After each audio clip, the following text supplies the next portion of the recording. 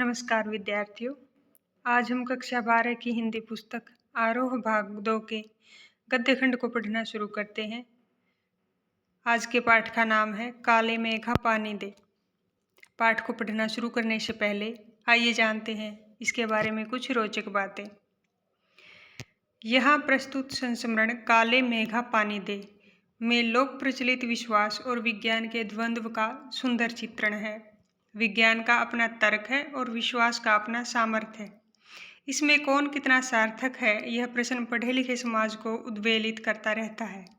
इसी दुविधा को लेकर लेखक ने पानी के संदर्भ में प्रसंग रचा है।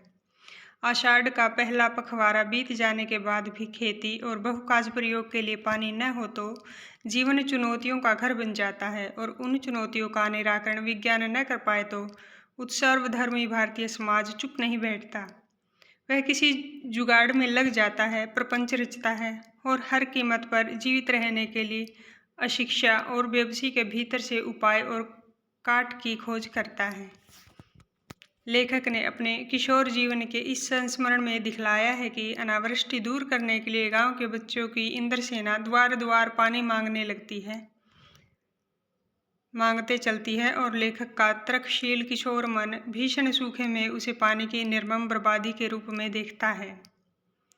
इसे किशोर मन का वितर्क नहीं, वैज्ञानिक तर्क ही कहना चाहिए, और विज्ञान विषय की इतने दीर्घकाल तक पढ़ाई और विज्ञान उपलब्ध आविष्कारों से अपने जीवन को भौतिक सुख सुविधाओं से भरते रहने के बावजूद इस देश के जनमानस में ऐसी वैज्ञानिक दृष्टि का न जन्म पाना अफसोसनाक ही कहा जा सकता है। पर जनता के सामूहिक चित्त में बैठे विश्वासों का क्या करें, जिनसे संचालित होने वाले कुछ लौकिक कर्मकांड संस्कृति की घटना के रूप में हमें लगते हैं। यदि वे विश्वास प्रत्यक्षतः जानलेवा या नस्ल, जाति, मजहब और लिंग के आधार पर किसी समुदाय के लिए अपमानजनक हो, तब तो उन्हें अंधविश्वास कहकर उनका शीघ्रातिशीघ्र निराकरण ही एकमात्र कर्तव्य है। पर यदि कुछ विश्वास विज्ञान सम्मत न होकर भी उक्त तरह से हानिकर न हो, तो उनके साथ भी उसी प्रकार का बर्ताव क्या उचित है? ऐसा करने में क्या हमारे सांस्कृतिक मन के खाली खाली हो जाने का खतरा नहीं है?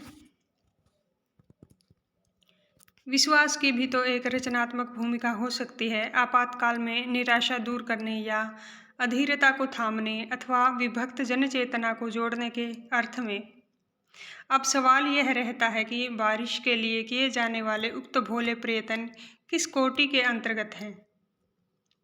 लेखक ने कोई निर्णय नहीं दिया है, पर एक बात स्पष्ट होती है कि जीजी की संतुष्टि और अपने प्रति उनका सद्भाव बचाए रखने के लिए वह उन तमाम रीति रिवाजों को ऊपरी तौर पर ही सही अपनाने को बचपन में बाध्य बना रहता है। इससे क्या संकेत लिया जा सकता है? विज्ञान का सत्य बड़ा है या सहज प्रेम का रस, या दोनों?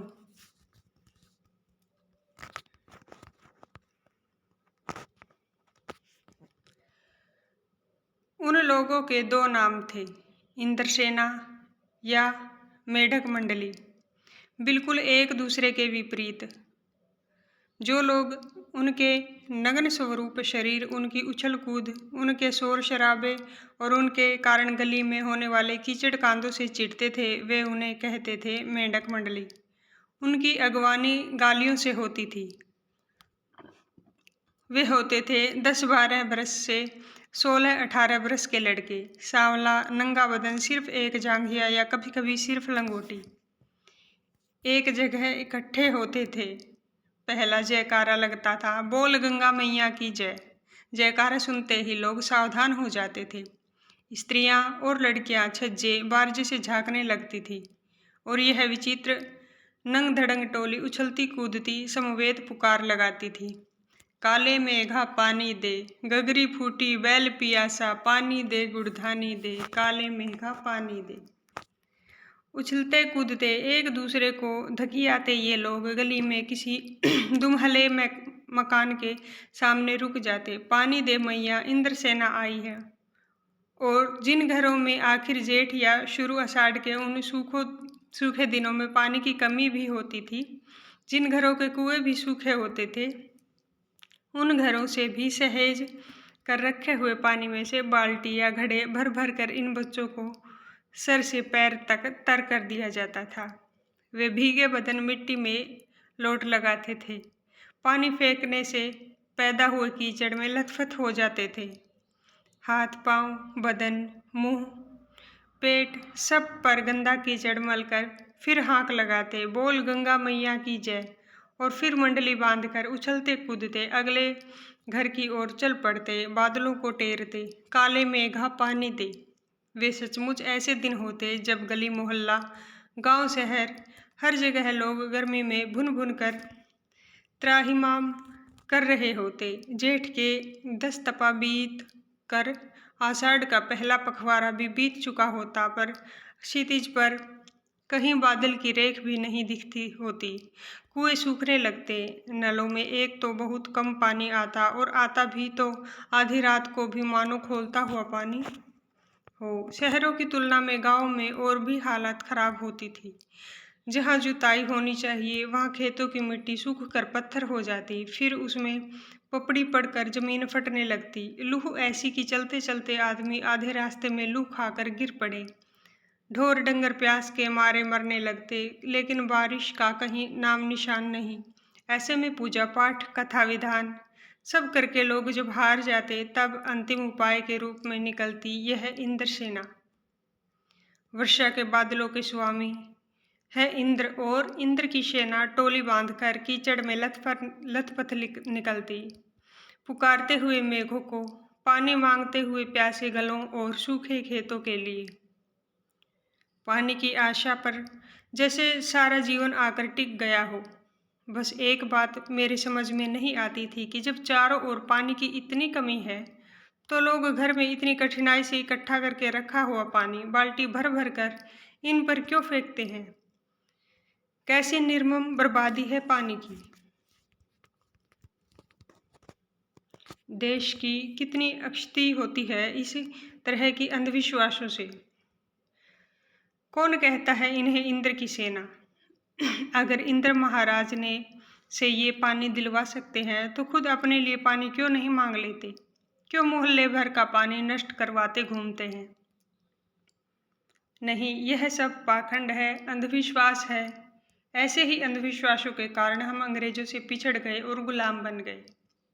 मैं असल में था तो इन्हीं मेंढक मंडली वालों की उम्र का, पर कुछ तो बचपन के आर्य समाजी संस्कार थे, और एक कुमार सुधार सभा कायम हुई थी, उसका उपमंत्री बना दिया गया था। सो समाज सुधार का जोश कुछ ज्यादा ही था।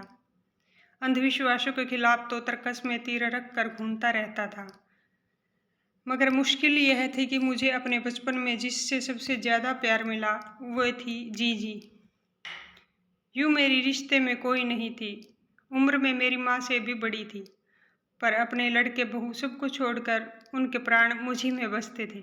और वे थी उन तमाम रीति रिवाजों, तीज त्योहारों, पूजा अनुष्ठानों की खान जिन्हें कुमार सुधार सभा का यह उपमंत्री अंधविश्वास कहता था और उन्हें जड़ से उखाड़ फेंकना चाहता था। यह मुश्किल यह थी कि उनका कोई पूजा विधान, कोई त्योहार अनुष्ठान मेरे बिना पूरा नहीं होता था। दिवाली है तो गोबर और कोड़ियों से गोवर्धन और सतिया बनाने में लगा हूँ। जन्माष्टमी है तो रोज 8 दिन की झांकी तक को सजाने और पंजीरी बांटने में लगा हूँ।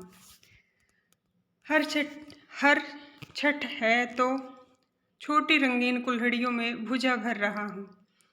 किसी में भुना चना, किसी में भुनी मटर, किसी में भुने अरवा चावल, किसी में भुना गेहूँ। जीजी यह सब मेरे हाथों से कराती ताकि उनका पुण्य मुझे मिले, केवल मुझे। लेकिन इस बार मैंने साफ इनकार कर दिया। नहीं फेंकना है मुझे बाल्टी भर भर कर पानी इस गंदी मेंढक मंडली पर। जब जीजी बाल्टी भर कर पानी ले गई और उनके बूढ़े पांव डगमगा रहे थे, हाथ कांप रहे थे, तब भी मैं अलग मुंह फुलाए खड़ा रहा। शाम को उन्होंने लड्डू मठरी खाने को दिए तो मैंने उन्हें हाथ से अलग खिसका दिया। मुंह फेर कर बैठ गया, जीजी से बोला भी नहीं। पहले वे भी तमतमाई, लेकिन ज्यादा देर तक उनसे गुस्सा नहीं रहा गया। पास आकर मेरा सर अपनी गोद में लेकर बोली, देख भैया, रूठ मत, मेरी बात सुन। यह सब अंधविश्वास नहीं है। हम इन्हें पानी नहीं देंगे तो इंद्र भगवान हमें पानी कैसे देंगे? मैं कुछ नहीं बोला। फिर जीजी बोली, तुम इसे पानी की बर्बादी समझता है, पर यह बर्बादी नहीं है, यह पानी का अर्घ्य चढ़ाते हैं। जो चीज़ मनुष्य पाना चाहता है उसे पहले देगा नहीं तो पाएगा कैसे? इसलिए ऋषि मुनियों ने दान को सबसे ऊंचा स्थान दिया है। ऋषि मुनियों को काहे बदनाम करती हो जीजी? क्या उन्होंने कहा था कि जब आदमी बूंद बूंद पानी को तरसे तब पानी कीचड़ में बहाओ? कुछ देर चुप रही जीजी, फिर मठरी मेरे मुंह में डालती हुई बोली, देख, बिना त्याग के दान नहीं होता। अगर तेरे पास लाखों करोड़ों रुपए हैं और उसमें से तू 2-4 रुपए किसी को दे दे तो क्या यह त्याग हुआ?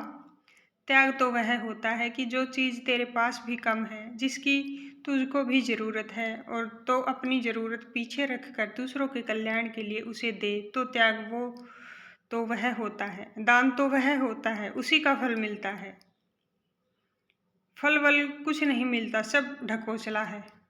मैंने कहा तो, पर कहीं मेरे तर्कों का किला पस्त होने लगा था, मगर मैं भी जिद पर अड़ा था। फिर जीजी बोली, देख तू तो अभी से पढ़ लिख गया है। मैंने तो गांव के मदरसे का भी मुंह नहीं देखा, पर एक बात देखी है कि अगर 30-40 मन गेहूं उगाना है तो किसान 5-6 सेर अच्छा गेहूं अपने पास से लेकर जमीन में क्यारियां बनाकर फेंक देता है।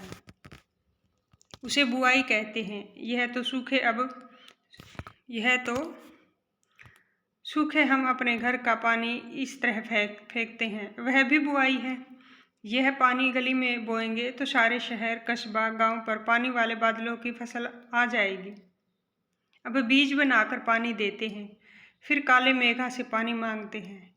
सब ऋषि मुनि कह गए हैं कि पहले खुद दो, तब देवता तुम्हें 4-8 गुना करके लौटाएंगे भैया। यह तो हर आदमी का आचरण है, जिससे सबका आचरण बनता है।